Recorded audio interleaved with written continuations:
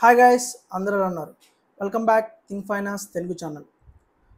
ఈరోజైతే మనం small finance banks ఏదైతే ఇండియాలో ఉన్నాయో, సో వాటి ఇచ్చే ఇంట్రెస్ట్ రేటు, ఫిక్స్డ్ డిపాజిట్లకి ఆ బ్యాంక్స్ ఇచ్చే ఇంట్రెస్ట్ రేటు, అలాగే కంపేర్ టు రిమైనింగ్ బ్యాంక్స్ అంటే కమర్షియల్ బ్యాంక్స్లో, private sector banks and public sector బ్యాంక్స్లో ఏవైతే అవి ఇంట్రెస్ట్ రేట్స్ ఇస్తున్నాయో, అలాగే compare to small finance banks ఏవైతే ఉన్నాయో ఇండియాలో వాటికి ఇచ్చే ఇంట్రెస్ట్, ఫిక్స్డ్ డిపాజిట్కి ఎంత అయితే ఇంట్రెస్ట్ ఇస్తున్నాయో అవి నేను ఇండియాలో ఉన్న స్మాల్ ఫైనాన్స్ బ్యాంక్స్ గురించి అయితే ఈరోజు ఈ వీడియోలో ఎక్స్ప్లెయిన్ చేస్తాను. అలాగే స్మాల్ ఫైనాన్స్ బ్యాంక్స్ ఇండియాలో ఎప్పుడు స్టార్ట్ అయ్యాయి, అసలు ఫస్ట్ స్మాల్ ఫైనాన్స్ బ్యాంక్స్ తీసుకురావడం వల్ల రిజర్వ్ బ్యాంక్ ఆఫ్ ఇండియా యొక్క మెయిన్ ఉద్దేశం ఏంటి, సో స్మాల్ ఫైనాన్స్ బ్యాంక్ ఉపయోగాలు ఏంటి, సో స్మాల్ ఫైనాన్స్ బ్యాంక్స్ ఎక్కడెక్కడ ఉంటాయి, సో అవన్నీ కూడా నేను ఈరోజు వీడియోలో అయితే మీకు క్లియర్గా ఎక్స్ప్లెయిన్ చేస్తాను. సో వీడియోని అయితే ఎక్కడ స్కిప్ చేయకుండా చూడండి. సో వీడియో ఇప్పుడు వరకు మొదటిసారి నా ఛానల్ చూస్తున్నట్లయితే ఛానల్ని సబ్స్క్రైబ్ చేయండి అండ్ మీ ఫ్రెండ్స్ అండ్ ఫ్యామిలీ మెంబర్కి ఈ వీడియోని అయితే షేర్ చేయండి. సో ఇలా చేయడం వల్ల మీతో పాటు మీ ఫ్రెండ్స్ అండ్ ఫ్యామిలీ మెంబర్స్ కూడా నాలెడ్జ్ అనేది, ఇన్ఫర్మేషన్ అనేది వాళ్ళకి తెలుస్తుంది. సో స్మాల్ ఫైనాన్స్ బ్యాంక్స్ అంటే ఏంటి, so small finance bank functioning ఏంటి, సో ఇవన్నీ కూడా మనం ఈరోజు వీడియోలో చెప్తాను. సో ఇవి తెలుసుకోవాలంటే ముందుగా మనం 2014 ముందుకు వెళ్దాం. సో 2014 వరకు ఇండియాలో only private sector banks and public sector banks మాత్రమే ఉండేవి. సో ఈ పబ్లిక్ సెక్టర్ బ్యాంక్స్ పక్కన పెడితే ప్రైవేట్ బ్యాంక్స్లో main competitors Axis bank, ICICI bank, Kotak, HDFC, ఇలా బ్యాంక్స్ అయితే మెయిన్ కాంపిటేటర్స్. సో ఈ బ్రాంచెస్కి రూరల్ ఏరియాలో అలాగే రిమోట్ లొకేషన్ ఏరియాలో కూడా ఇక్కడ వాళ్ళకి బ్రాంచెస్ అయితే ఉండేవి కావు. సో మ్యాక్సిమం అర్బన్ కానీ టైర్ 1, టైర్ 2, టైర్ 3 సిటీల్లోనే వీళ్ళు బ్రాంచెస్ అయితే ఎక్స్పాండ్ చేసుకుంటూ వచ్చారు. సో రిమోట్ లొకేషన్ ఏరియాలో కానీ లేకపోతే బాగా రూరల్ విలేజెస్లో కానీ వీళ్ళు బ్రాంచెస్ అయితే వీళ్ళు ఎక్స్పాండ్ చేయట్లేదు. సో ఇవి ఈ రూరల్ బ్రాంచెస్లో బ్రాంచ్ బ్యాంకింగ్ సర్వీస్ తీసుకురావడం కోసమే రిజర్వ్ బ్యాంక్ ఆఫ్ ఇండియా 2014లో అప్పటి గవర్నర్ రఘురామ్ రాజన్ గారు ఈ స్మాల్ ఫైనాన్స్ బ్యాంక్స్ కాన్సెప్ట్ అనేది తీసుకొచ్చారు. సో స్మాల్ ఫైనాన్స్ బ్యాంక్స్కి లైసెన్స్ అనేది ప్రొవైడ్ చేశారు. సో స్మాల్ ఫైనాన్స్ బ్యాంక్స్ అంటే ఏం లేదు, స్మాల్ ఫైనాన్స్ బ్యాంక్స్ అంటే వాళ్ళ ఆపరేటింగ్ బ్రాంచెస్ అన్నీ 100%లో 25% రూరల్ విలేజెస్లోనే ఉండాలి.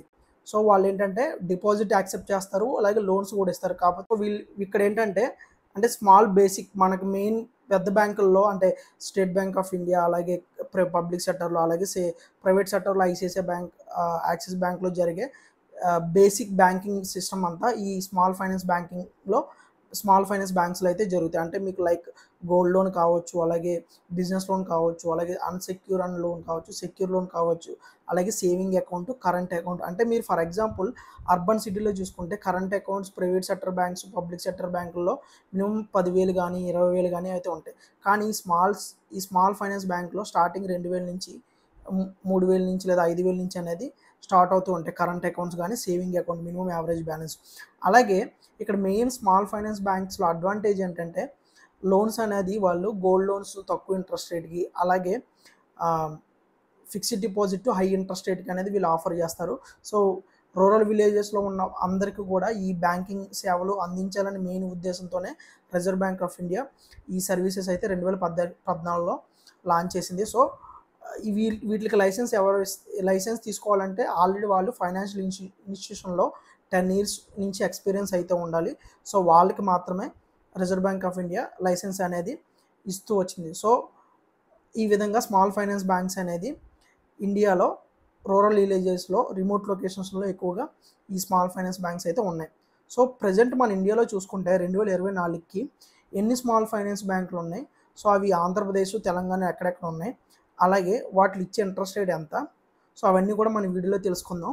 సో వీడియోని అయితే స్కిప్ చేయకుండా చూడండి. ముందుగా మనం స్మాల్ ఫైనాన్స్ బ్యాంక్స్ ఇండియాలో ఎన్ని ఉన్నాయంటే 12 స్మాల్ ఫైనాన్స్ బ్యాంక్స్ మాత్రం ఉన్నాయి. అందులో మెయిన్ వచ్చేసి AU small finance bank and capital small finance bank, and third one వచ్చేసి Equitas small finance bank, next fourth one వచ్చేసి Suryoday small finance bank, fifth one Ujjivan small finance bank, sixth one వచ్చేసి Utkarsh small finance bank, seventh one వచ్చేసి ESAF small finance bank, eighth one వచ్చేసి Fincare small finance bank, ninth one వచ్చేసి Jana small finance bank, 10th one north east small finance bank, 11th వచ్చేసి Shivalik small finance bank, 12 వచ్చేసి Unity small finance bank.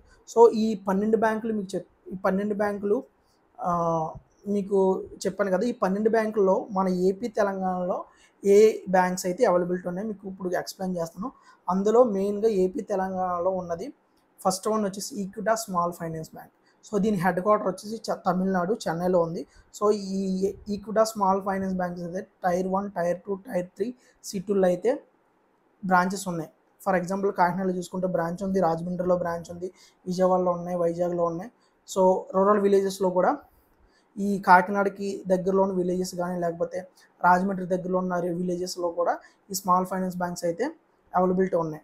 Third one వచ్చేసి Fincare. So Fincare bank అనేది ఇప్పుడు చాలా most popular, ఎందుకంటే loans ఎక్కువ Fincare bank అనేది ఆఫర్ చేస్తుంది. So Fincare bank non banking finance ఉంది, అలాగే బ్యాంకింగ్ ఫైనాన్స్ ఉంది. సో ఈ ఫిన్కేర్ బ్యాంక్ అయితే కాకినాడ, రాజమండ్రి, విజయవాడ, వైజాగ్, సో ఏపీ తెలంగాణలో చాలా విలేజెస్లో అయితే ఈ ఫిన్కేర్ స్మాల్ ఫైనాన్స్ బ్యాంక్ అయితే అవైలబిలిటీ బ్రాంచెస్ అయితే ఉన్నాయి. నెక్స్ట్ వచ్చేసి Unity small finance bank. So నేను ఈ స్మాల్ ఫైనాన్స్ గురించి అనాలిసిస్ చేసే టైంలో యూనిటీ స్మాల్ ఫైనాన్స్ బ్యాంక్ అనేది కొంచెం నాకు ఇంట్రెస్టింగ్ అనిపించింది. ఎందుకంటే unity small finance bank board of directors వాళ్ళు ఫైనాన్షియల్ పేరెంట్ కంపెనీ వచ్చేసి భారత్ పే. భారత్ పే అంటే మీ అందరికీ ఐడియా ఉంటుంది. సో ప్రతి షాప్లో భారత్ పే అని ఉంటుంది. So Unity small finance bank వచ్చేసి Centrum financial services and Bharat pay collaborate అయ్యి ఈ బ్యాంక్ అనేది ఇంట్రొడ్యూస్ చేశారు. So Unity small finance bank వచ్చేసి టోటల్ డిజిటల్ బ్రాంచ్ అయితే ప్రజెంట్ ఏపీలో అయితే విజయవాడలో ఉంది, తెలంగాణలో అయితే లేదు. సో ఏపీలో చూసుకుంటే సో ఇదంతా టోటల్ డిజిటల్ ప్రాసెస్. నేను డిజిటల్ ప్రాసెస్ అది ఏ విధంగా అప్లై చేయాలి, ఏ విధంగా మనం అకౌంట్ ఓపెన్ చేయాలి, ఏ విధంగా ఫిక్స్డ్ డిపాజిట్ ఓపెన్ చేయాలని నేను నెక్స్ట్ వీడియోలో చెప్తాను. సో ప్రతి బ్యాంక్ గురించి, ప్రతి స్మాల్ ఫైనాన్స్ బ్యాంక్ గురించి కూడా ఒక్కొక్క వీడియో అయితే నేను ఫ్యూచర్లో నేను ఎక్స్ప్లెయిన్ చేసి మీకు అంతా క్లియర్గా ఎక్స్ప్లెయిన్ చేస్తాను. సో నా ఛానల్ అయితే సబ్స్క్రైబ్ చేయండి మరిన్ని వీడియోస్ కోసం. సో ఇందులో మీకు ఈ స్మాల్ ఫైనాన్స్ బ్యాంక్స్లో ఏ బ్యాంక్ అయితే హైయెస్ట్ ఇంట్రెస్ట్ రేట్ ఆఫర్ చేస్తుందో మీకు క్లియర్గా ఎక్స్ప్లెయిన్ చేస్తాను. సో ఇందులో డిపెండ్స్ అపాన్ టెన్యూర్ అయితే గుర్తుపెట్టుకోండి, డిపెండ్స్ అపాన్ టెన్యూర్. సో నేను టెన్యూర్ చెప్పట్లేదు, ఓన్లీ ఫర్ ఇంట్రెస్ట్ రేట్ చెప్తాను. సో టెన్యూర్ కావాలంటే కనుక మీరు సపరేట్గా వెబ్సైట్లో చూసుకోవచ్చు. మీరు అప్లై చేసే ముందు అయితే కనుక అక్కడ వెబ్సైట్లో మీరు అప్లై చేసే డేస్ బట్టి ఇంట్రెస్ట్ రేట్ అనేది మారుతూ ఉంటుంది. కానీ వీళ్ళు హైయెస్ట్ ఇచ్చే ఇంట్రెస్ట్ రేట్ మాత్రం నేను క్లియర్గా ఎక్స్ప్లెయిన్ చేస్తాను. దాంట్లో వచ్చేసి Unity small finance bank 9% IRR ఇస్తున్నారు.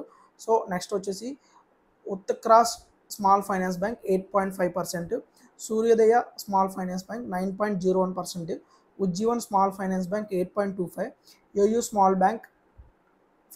Small finance bank 8%, Equitas small finance bank 8.5%, so capital small finance bank limited 7.6%, ESAF small finance bank 8.25%, Fincare small finance bank 8.61%, Jana small finance bank 8.5%, north east small finance bank 8.5%, Shivalik small finance bank వచ్చి 7.8%.